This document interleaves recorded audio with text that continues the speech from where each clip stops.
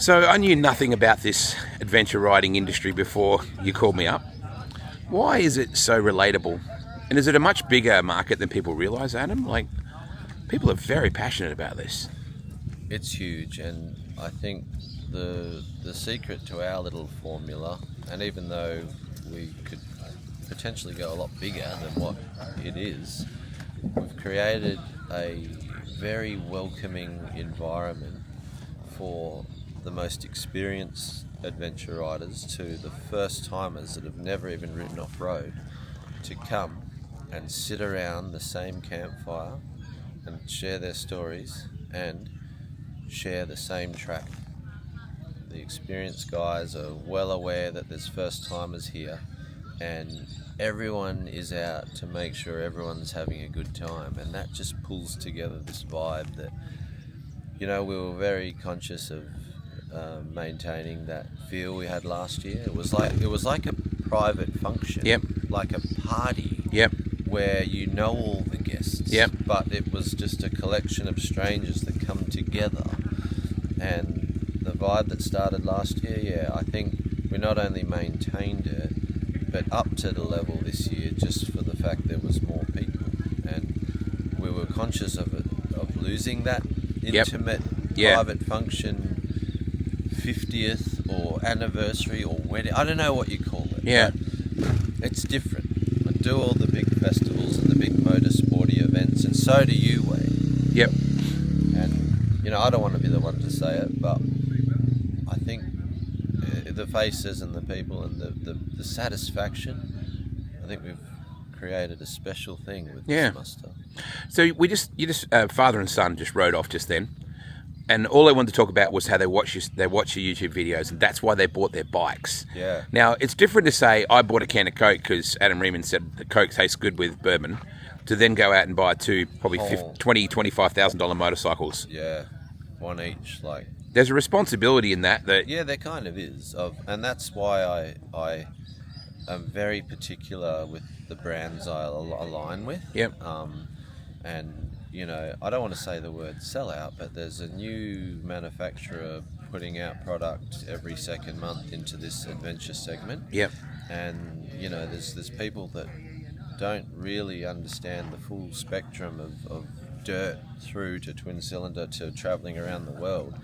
And, you know, they just end up with products and you know, setups that aren't really putting them in the right position to go and be like the marketing videos show. Yeah. And for me, it's all about no bullshit, just trying to get people on the clearest path to what adventure is. And when it's not like I am the overruling voice on what adventure is, but my version of it and the places I go.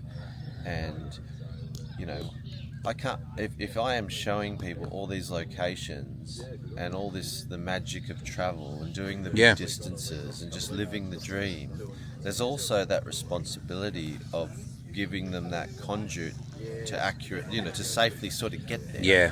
And it's everything. It starts from the base product you buy, to the setup, to how you go about it, to the riding ability. There is so much. It's not just swipe your card, instant adventure guy. Yeah. There is so many elements to pull together to drink that beer on the side of the lake in Switzerland. Yep. With your own tent and your own resources to have put yourself there in a foreign country. And that's all I'm pushing. That's what Motology is just maintaining a signature of quality, not just in the video productions, but in the way of going about it, in a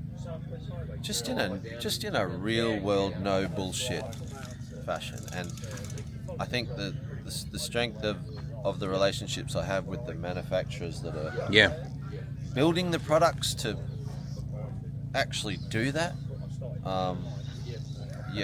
for me that's also an important part, and that's why I don't have every colour and I'm riding every single new thing and just being on that media junket bandwagon. I'm done with that. I just Yeah.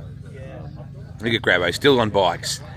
You know, last night, it's an interesting analogy. Yeah, come on down, mate. Does this one have a rear tyre on it? Yeah, no, we had to bring Stop another there. one out. Your timing's perfect. This is a backup one. This is the ultimate odd couple, you two.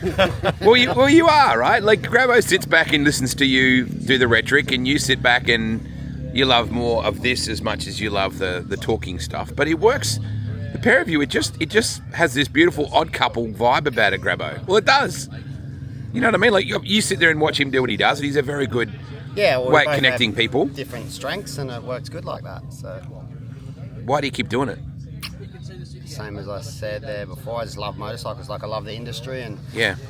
it's great working with people like Riemann. Like, I like to think I surround myself with people that are top quality people that know what they're doing and enjoyable and fun and work hard and a lot of the things I believe in, and that's why we're here. The people that give you the last half a protein bar. That's it, that's the one.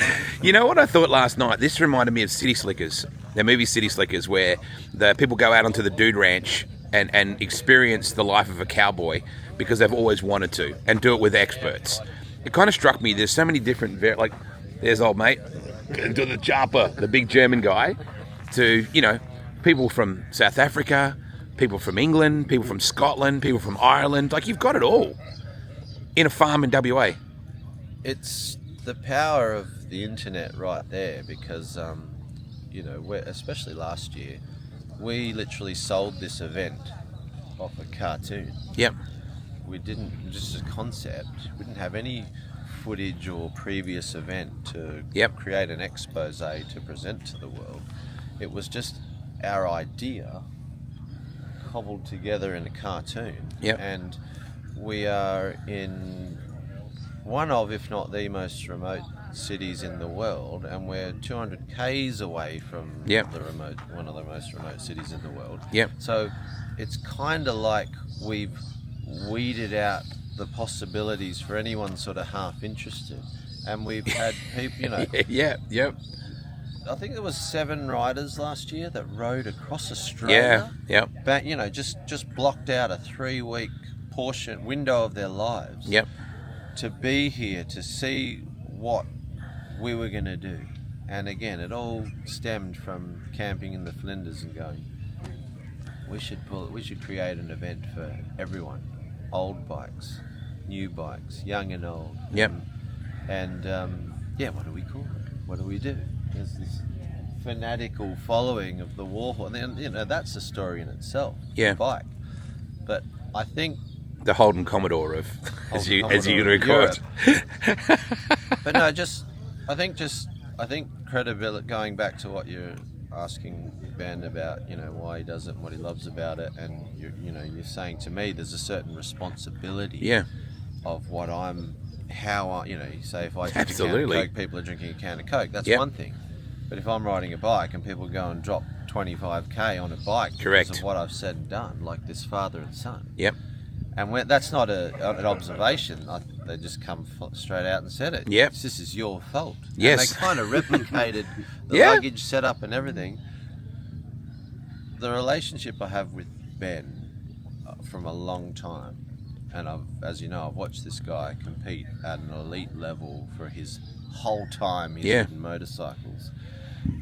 If I'm ever off track in anything I'm doing or saying, I know I've got one of the best in the world over my shoulder to pull me up on something. Yep. And so for me, there's a little bit of validation there. And and it's not like Grabbo's ever sat and schooled me. I just hang out and watch and have lived with and done so much that I've learnt just by being around, you know, watching him operate at his level, and the shit I've learned about the stresses he puts bikes under. Yeah. And what I've learned about what breaks and how to maintain shit and what's going to pop and how to push a bike to its limit and make it stay at that limit and get across the finish line, right? Yep. And win the championship is kind of the headspace that I take on when I need to get from that country to that country and do 6,000 to 7,000 k's of hard off-road in between and bank a film. You know, it's not, you don't get another crack at it. You don't get another go at it. that plane's leaving to get you home on that day, or that you're crossing that desert at that time. So that's a strong part of the relationship I have with Ben. And then we have to put on a show in front of a crowd and have Kebab come and cover it. Right, close proximity. And there's not many people that I could trust to be over my shoulder with a dirt bike. If I fuck up, you need to know that he's not going to take me out. It's more a case of I got to make sure I don't take him out. But you know what I mean? It's a trust thing. There's so much trust we don't have to say much to each other these days. We kind of just read the play. And we've done a lot of this for a long time. Shop videos, been at big races, been to media launches, just kind of, I watch how Ben coaches people and interacts with people and what he says and how he applies, translates his knowledge to make them a better rider, and just dealing with manufacturers. I've learnt a lot.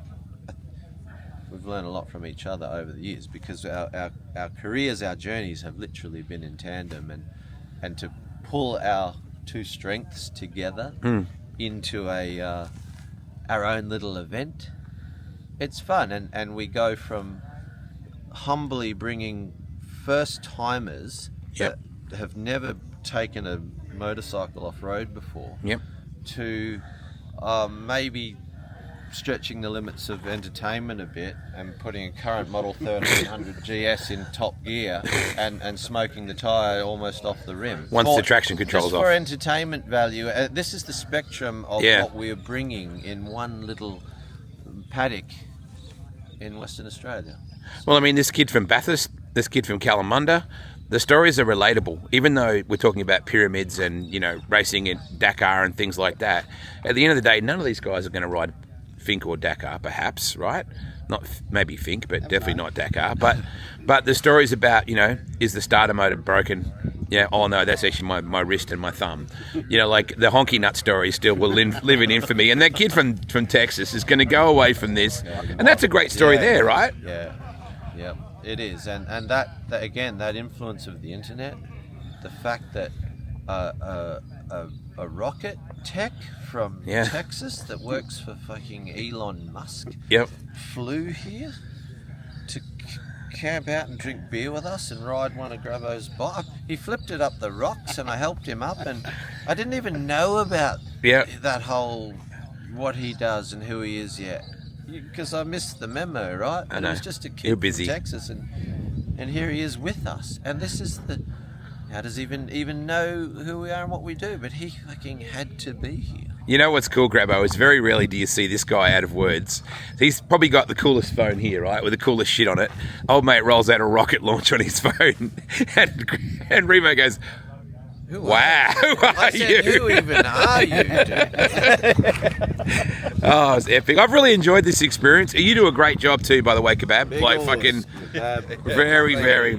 Very, very good work. The whole thing's been a real eye-opener for me, and thanks for making that desperate call. Thanks to Willie for dragging me into all this. But hanging out with Leisky the other night and bullshitting with you guys was the highlight of my last couple of weeks, because I walked through fire for Jeff Leisk, and obviously he's been so good to both you guys. Yeah, and for me that was the most, the greatest feeling I got out of him saying, yeah, I'm there, is that once again, he's not only been such a major player in all the big projects and opportunities, not all of them, but the real pivotal ones, for me to have that relationship with him now is like, well, we're doing this, come along. And I know that he can, hey, last man standing at the fire, he's just kind of been like a bit of a, in some ways, a father figure of the motorcycle industry. Yeah.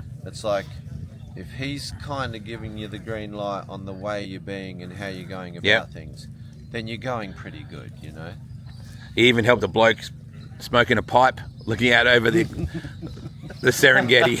I can't unsee that. You got to admit, Grabbo, it looks like he's like, I'd say if you bring me my slippers, could you? Forever. You're gonna have to change that now. No, it's a pipe. It is. And it's not a meth pipe. I mean like a proper pack the pipe and get your slippers and have your robe. Reginald, sir. Thanks a lot, boys. It's been an amazing weekend. Let's go get dirty one more time, eh? Sounds good.